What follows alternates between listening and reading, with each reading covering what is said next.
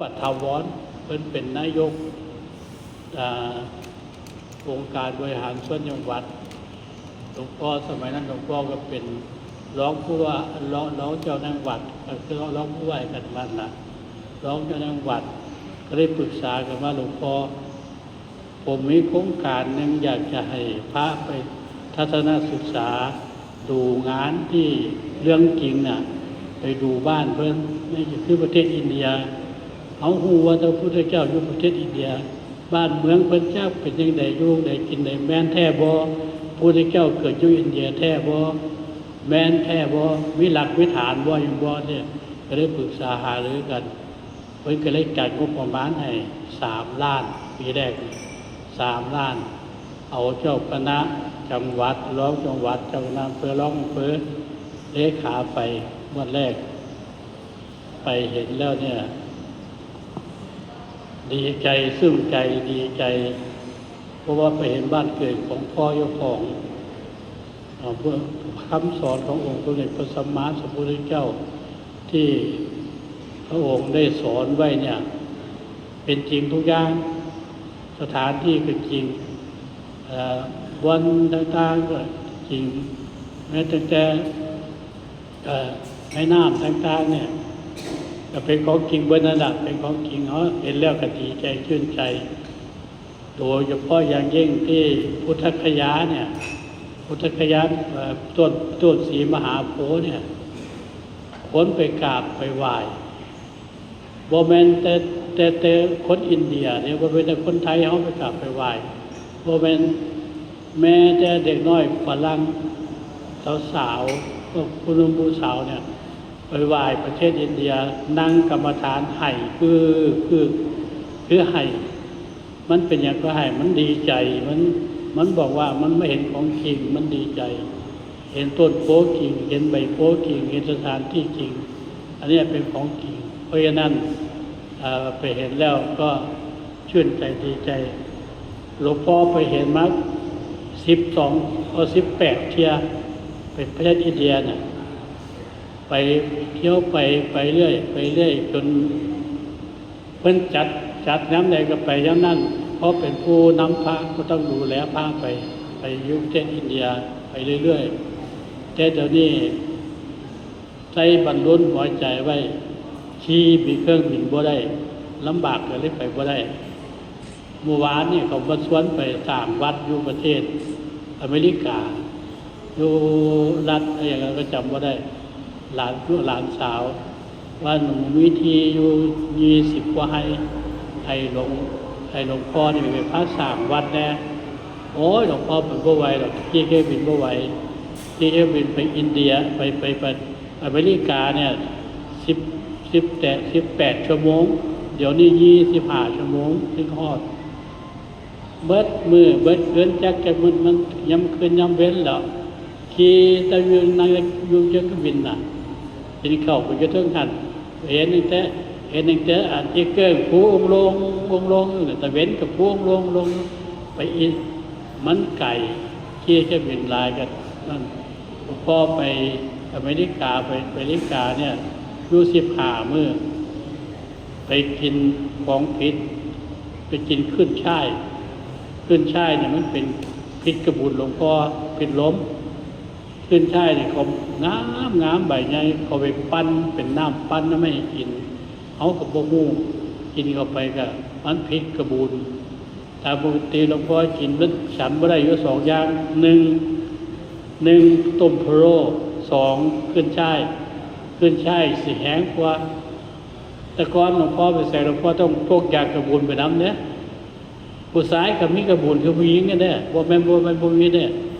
เพราะพวกยากระบุนไปน้ำข้างนึงหลวงพ่อไปบุรีรัมย์ไปกินไตแกงอันนั้นมันบุญเป็นไตปลาหรอกกินไตปลานั่นแหละกินแกงไตปลาเขาเฮ็ดให้ฉันเขาก็พูดมันก็ซอยขึ้นช่ายเล็กๆไปน้อยๆให้ฉันแล้วรู้สึกว่าเป็นล้มวิ่งเด็กกอดเสาอยู่เฮ็ดในวันนี้ได้ยา2 เม็ด กินยากระบุน2 เม็ดเพราะฉันเข้าไปประมาณสักช่วงระยะเวลานี้มันท้องรันโกเก็บก็หายอันนี้คือกระบุนผู้ชายก็มีที่ล้มนั่นแหละคือล้มมันล้มไปนั่นก็ที่บ่เว้าเรื่องไปอินเดียให้ฟังเห็นแล้วก็ดีใจชื่นใจอินเดียเนี่ยประเทศอินเดียเป็นประเทศที่พวกเขานำวัฒนธรรมมาจากอินเดียคำสอนของพระพุทธเจ้าก็เป็นคนอินเดียเป็นเอาคำสอนมาให้พวกเขาสมบัติให้พวกเขาได้สมบัติมาจากพ่อของเขาคือพระพุทธเจ้าเพื่อนให้สมบัติมาเขาก็พากันมารักษาได้ 2,568 ปีนี่แหละก็พากันรักษาไปเรื่อยๆก็เพราะอาศัยลูกหลานที่เป็นพระได้มาบวชและมาศึกษาและพระธรรมคำสอนของพระพุทธเจ้าต่อเรียนต่อมาศึกษามาแล้วก็มาสอนญาติสอนโยมผู้ใดมีทั้งใดก็สอนไปสอนแล้วก็ได้ปฏิบัติไปปฏิบัติเพื่อความทุกข์ใจสบายใจอันนี้เป็นคำสอนของพระสัมมาสัมพุทธเจ้าผู้คนอินเดียเนี่ยเขาไปปฏิบัติธรรมเนี่ยเขาปฏิบัติบ่แม่นเพื่อเอาบุญเอากุศลตรงนี้เอาปฏิบัติธรรมไปใส่บาตรอธิษฐานเพื่ออยากให้ได้ลูกชาย ถ้าผู้ใดได้ลูกชายดีใจที่สุดเช่นยังนางสุชาดาที่ถวายเขามัทุปายาตถวายองค์พระพุทธเจ้าคนแรกนะนางอธิษฐานว่าอยากให้ได้ลูกชายว่าอยากให้ได้ลูกชายเท่านั้นเป็นอย่างค่อยได้ลูกชายเพราะคนอินเดียเขาถือว่าถ้าแต่งงานแล้วถ้าได้ลูกชายเนี่ยถือว่าเป็นต้นตระกูลที่ดีเป็นโชคผู้หญิงคนนั้นเป็นโชคเป็นลาภไปหลวงพ่อไปครั้งที่3ที่4ที่5นี่ไปพ่อเขาแต่งงานเขาตกแต่งอย่างสวยงามแต่งอินเดียแต่งงานนี่งานอยู่3 มื้อ 3 คืนหมดเลยวันผู้หญิงก็ไปลาพ่อลาแม่ลาขาดจากพี่จากน้องขาดไปเลยล่ะว่าจึงที่ผัวที่ทิมเร็วคืนหาพ่อหาแม่บ่ได้พ่อแม่ก็บ่ยอมรับเพราะนั้นก็ถ้ามันขาดกันไปแล้วเมื่อแต่งงานแล้วถ้าได้ลูกผู้ชายก็ดีไปถ้าได้ลูกผู้หญิง3 คนเขาไล่หนีเขาบ่ยอมรับเขาไล่หนีจากบ้านไล่หนีถึงพ่อถึงผัวน่ะไล่เมียหนีถึงแม่ถึงลูกก็ได้หอบลูกสาวหนีไปอยู่โรงแรมแม่หมายก็มีโรงแรมแม่หมายอยู่เพราะนั้นถ้าได้ลูกผู้หญิง3 คนให้เขาไล่หนีเขาถึงเป็นปรารถนาว่าไปเข้าศีลอุโบสถก็ดีไปรักษาศีลปฏิบัติธรรมก็ดีปฏิบัติเนี่ยเขาปรารถนาสิ่งเดียวคืออยากได้ลูกชายเท่านั้นเองแต่ว่าคันได้ลูกผู้หญิงผู้ชายผู้หนึ่งผู้หญิง2-3 คนก็บ่เป็นหยังแต่ว่าถ้าได้ลูกผู้หญิงถึง3 คนเขาไล่หนีโลดเขาไว้อยู่บ้านขาดญาติขาดมิตรไปเพราะฉะนั้นก็อันนี้เป็นเรื่องประเพณีของอินเดียเขาประเพณีพราหมณ์เขาเพราะฉะนั้นพระเจ้าก็พยายามที่จะลบล้างทิ้งเหล่านี้แต่มันก็เป็นไปบ่ได้เบิดเพราะอย่างเพราะพระองค์มีประชนมาอยู่เพียง80 ปีพระองค์ก็ไปแล้วก็ปล่อยลูกศิษย์ลูกหาสอนศาสนาสืบทอดมามันก็บ่ได้เบิดประเพณีอันนี้ก็ยังมีอยู่พวกวันนาต่างๆก็ยังมีอยู่วันนากษัตริย์วันนาพราหมณ์วันนาแพทย์วันนาสูตรเนี่ยก็ยังมีอยู่พราหมณ์ก็คือนักบวชของเขาถือศาสนาพราหมณ์ของอินเดียเนี่ยถือพระเจ้าเป็นหลักแต่ทีนี้ก็เมื่อเป็นเช่นนี้เนี่ยเขาก็เลยปรารถนาอยากได้เจ้าผู้ชายบ่ได้บ่อยากได้ผู้หญิงถ้าผู้ใดมีลูกผู้หญิงเนี่ยบ้านใดมีลูกผู้หญิงที่มันจะเบิ่งบ้านของเขาชีวิตที่มีเฮ็ดกองหลังคาไว้เฮ็ดกองหลังคาไว้ ตอนย้ำมาแล้งลูกสาวจะขึ้นไปซองฟองหลังคาทั้งหลังคาน่ะซองแค่อย่างซองเบิ่งผู้ชายเนี่ยคนหนุ่มแขกเนี่ยคนหนุ่มอินเดียเนี่ยที่กินหมากปากแดงเขากินหมากเขาไม่ขายที่บ้านเขาน่ะหลวงพ่อไปกินมันเมามันหยันด้วยกันน่ะกินหมากของเขาไม่ขายขายเขาบ่มีกำหนดเวลาขายได้ทั้งมื้อน้ำนี้ได้ตลอด24 ชั่วโมงคือหมากขายเที่ยวหมากแล้วพักกันเดินตามถนนที่ในเมื่อผู้หญิงลูกสาวคนใดเห็นผู้ชายเป็นที่ต้องใจก็ทรงให้แม่ซื้อไปขอแล้วก็มาแต่งงานกันแต่งงานวันผู้ชายแต่งเนี่ยผู้หญิงแต่งผู้ชายมาแขกเนี่ยแขกผู้สาวต้องหาเงินแต่งงานหาเงินไม่แต่งงานหาเงินได้เงินไม่ใส่เพราะถามพวกแอดรถพวกเด็กรถแขกบอกว่าผู้หญิงเนี่ยมันจะได้เงินไม่แต่มาแต่งงานเขาบอกว่าเกิดมาแล้วเนี่ยเมื่อค้านเป็นนั่งเป็นเฮ็ดเป็นเลี้ยนหนังสือแล้วสิหัดปั้นขี้ไว้ปั้นขี้ตมปั้นขี้ไว้ปั้นแล้วขายเก็บมาขายไว้เอาปั้นขี้ดินขี้ไว้เนี่ยผสมกับหญ้ากับอย่างไว้ตากแดดไว้ตากก็ขายบางรัดก็เป็นคือยังขนมปังเนี่ยบางรัดก็เป็นแป้งเป็นแป้งคือแป้งเอามาเอาเนี่ยขายได้เงินเท่าใดก็เก็บรวบไว้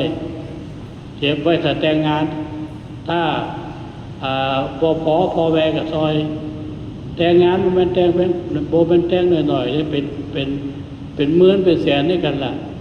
เป็นหมื่นเป็นแสนพอแต่งงานแล้วก็ผู้หญิงตอนแรกการแต่งงานเนี่ยผู้บ่าวเนี่ยจะขี้ม้าขาวเด้ใส่กระโจมขี้ม้าขาวผู้บ่าวแขกน่ะขี้จักเขาก็มีดนตรีของเขาแต่งงานเรียบร้อยพอแต่งงานเสร็จเรียบร้อยแล้วเนี่ยผู้ชายมีหน้าที่อย่างมีหน้าที่เป็นทาสแห่งทาสหาเงินให้ผู้หญิงใช้หาเลี้ยงเมียหาผู้ชายที่ขายของขายอย่างขายผักขายมีขายแขกบ่มีผู้หญิงนั่งขายได้มีผู้หญิงทำงานอยู่รัฐเดียวคือรัฐพิหารเป็นรัฐที่ยากจนรัฐนี้เป็นรัฐที่เขาให้ผู้หญิงให้งานได้นอกนั้นผู้หญิงให้งานไม่ได้มีแต่ผู้ชายอย่างเดียวผู้ชายต้องหาเงินอย่างเดียวนั่งขายผักขายอย่างมียามมื้อแลงหลวงพ่อขี่รถไปยามมื้อแลงอยู่อะไรกับปูเนี่ยคนมันหลายเนาะคนมันเป็นนันล่าเนาะเขาก็นั่งขายของขายผักนะมีแต่ผู้ชายผู้เฒ่านั่งขายผักนะมีผู้หญิงเนี่ยขี่รถไปน้ำนี่ย้ำนั่นนี่บ่เห็นผู้หญิงมานั่งขายของมีแต่ผู้ชายนั่งขายของเพราะนั้นอันนี้คือผู้หญิงแต่งผู้ชายแต่งแล้วผู้ชายไปเป็นทาสหาผู้หญิงอันนี้เป็นประเพณีของแขกเพราะนั้นถามว่าพุทธเจ้ามีแท้บ่มียืนยันได้ว่ามีตัวมีตนมีสถานที่วันยังที่จะแสดงปฐมเทศนาก็เห็นก็เป็นดูเห็นอยู่ที่ปฏิทินวันเผาศพพุทธเจ้ายังปรากฏอยู่วันพุทธเจ้านอนตายก็ยังปรากฏอยู่แล้วก็พระพุทธเจ้าเกิดเป็นลุกปีนี้ก็ยังมีอยู่อันนี้ถือว่าเป็นเรื่องจริงของจริงว่าไม่คือเรื่องหลอกลวงเขาก็ได้มานำเอาคำสอนของพระองค์ที่ให้มาพระธรรมะเนี่ยมันมีอยู่3อย่างคือมีศีลมีสมาธิมีปัญญาเอา3อย่างเนี่ยได้ถือว่าเป็นเลิศผู้ใดมีศีลบริสุทธิ์ศีลดีเนี่ยนั่งสมาธิก็เป็นสมาธิเมื่อมันเกิดสมาธิแล้วเนี่ยสิ่งที่ตามมาคือปัญญาเมื่อปัญญามันเกิดมาแล้วมันก็หู้ดีหู้ชั่วอันนี้เป็นหลักคำสอนง่ายๆหลักคำสอนพระเจ้าคือศีลสมาธิและปัญญาเพื่อนพระเจ้าให้ไว้ให้ นั่งสมาธินั่งให้หัดนั่งสมาธิอย่าให้ขาดสมาธินี่เป็นหลักปฏิบัติของในทางศาสนาศีลคำศีลหนึ่งบริบูรณ์สะอาดพระเจ้าว่าให้รักษาศีลอย่างไรเราให้รักษาศีลห้าศีลห้าคือปานะทินากาเมมุสาสุราเนี่ยห้าตัวแล้วเนี่ยมันที่8ตัวนั้นอันนั้นมันเป็นศรัทธาของพระอีกตั้งหากแต่ว่ารักษาห้าตัวให้ได้เมื่อรักษาให้ได้แล้วเนี่ยนั่งสมาธิมันจะเกิดปัญญาความรู้แจ้งแล้วมันก็ไปรู้ผิดรู้ถูกรู้ดีรู้ชั่วอันเนี้ยคือคำสอนขององค์สมเด็จพระสัมมาสัมพุทธเจ้าเอาศึกษาในการในคำเพียรเองบ่ต่างไปจากศีลสมาธิปัญญาหรอกหลวงพ่ออาจารย์เพิ่นมาว่าฟังเพิ่นเอานิทานมาประกอบในอย่างนี้เป็นพระสูตรนั่นมันเป็นพระสูตรมาประกอบพระพุทธเจ้าแต่งพระสูตรไว้บ่อยบางคนบ่เข้าใจก็เอานิทานน่ะคือพระสูตรมันเล่าไปให้ฟังบางคนชอบนิทานฟังนิทานเรานิทานฟังนิทานให้เข้าใจแล้วก็บรรลุธรรมได้เพราะฉะนั้นอันนี้ก็ถือว่า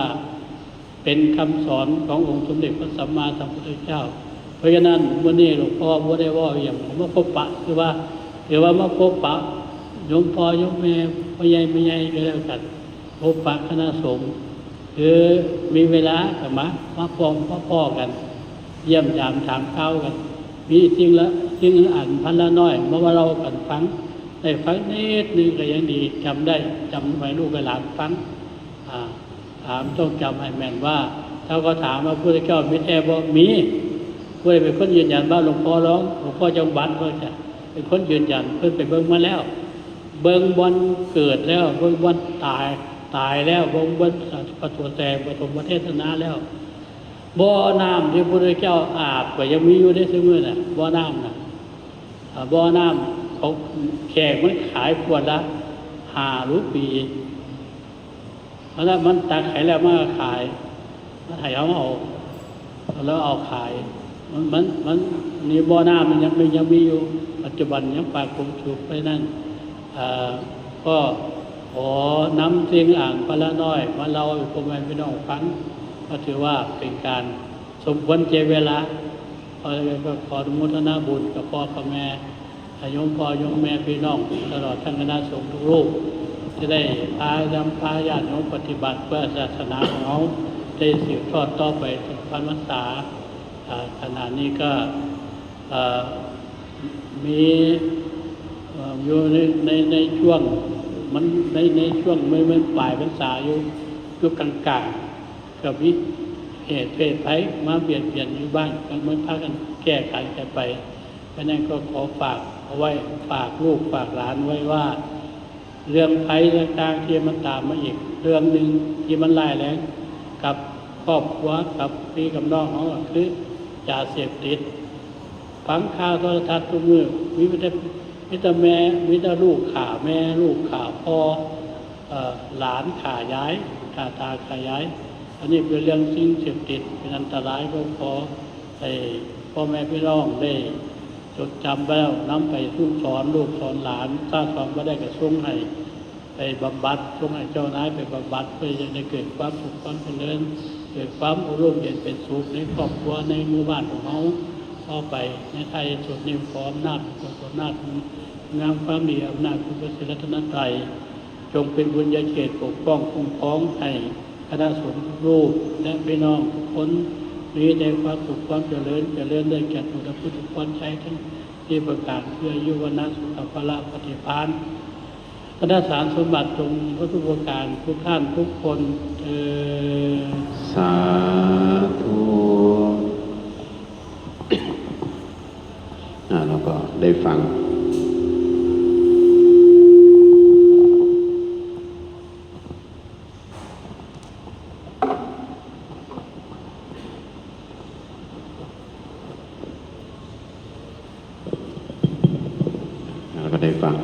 ธรรมะจากภาระประเคนมีไหมครับภาระประเคนตรงนั้น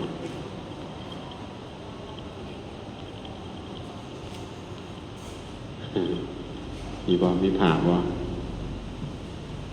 ผ่านก็ได้ครับมาผ่านก็ได้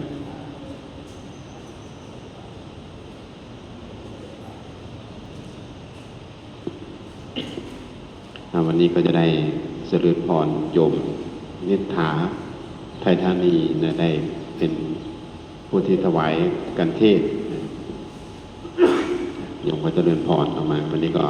ถือว่าถวายกันเทศนะอุทิศให้นะพ่อสวัสดิ์ไทยธานีนะ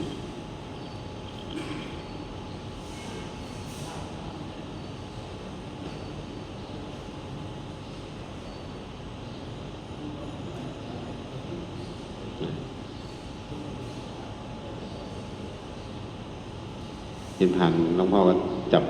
หยิบอะไรก็ได้ครับให้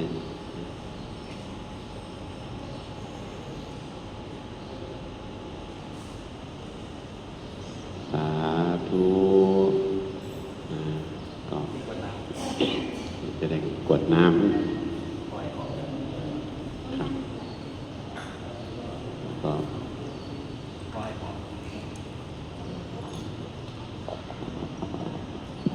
ยะถาวลิวหาปุราปริปุเรนติสาคลังเอวเมวะ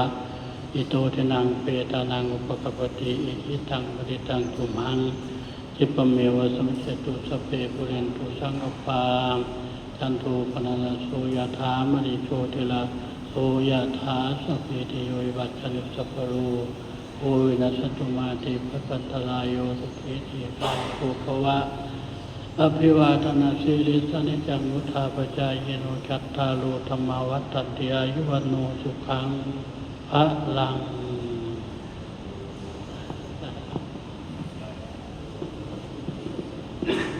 สาธุ